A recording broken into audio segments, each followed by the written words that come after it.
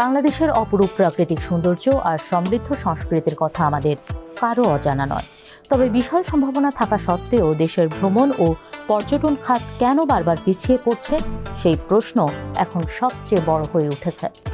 ৮ August ঢাকার hotel ইন্টারকন্টিনেন্টালে travel and tourism development centre TTDCর উদ্বোধনী অনুষ্ঠানে এর কারণগুলো স্পষ্টভাবে তুলে ধরেছেন বিশেষজ্ঞরা।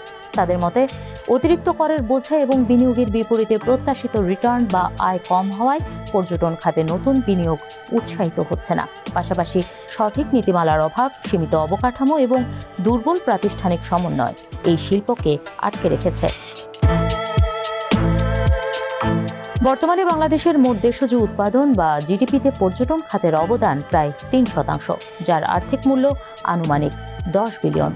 হোটেল, রেস্তোরাঁ, এয়ারলাইন্স ও স্থানীয় সেবা মিলিয়ে ২০ লাখেরও বেশি মানুষের কর্মসংস্থান জড়িত এই খাতের সাথে।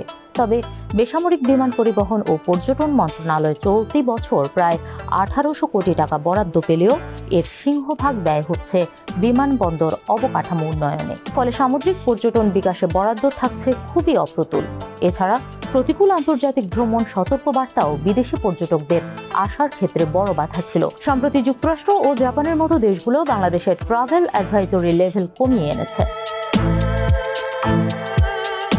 বিশেষজ্ঞদের মতে, আন্তর্জাতিক অঙ্গনে বাংলাদেশের পর্যটনের অবস্থান শক্তিশালী করতে সরকারি বেসরকারি শক্তিশালী অংশীদারিত্বের কোনো বিকল্প নেই।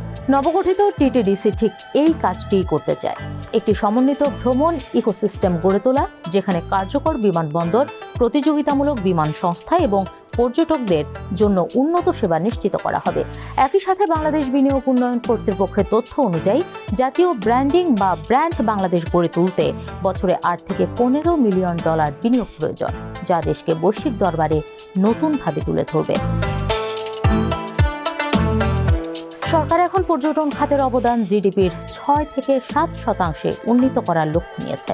উপযুক্ত নীতিগত সহায়তা, কর কাঠামো সহজীকরণ এবং অবকাঠামোগত সুষম উন্নয়ন করা সম্ভব হলে এই সুপ্ত সম্ভাবনা কেবল অর্থনীতিকেই চাঙ্গা করবে না, বরং তরুণদের জন্য নতুন কর্মসংস্থানের বড় দুয়ার খুলে দেবে।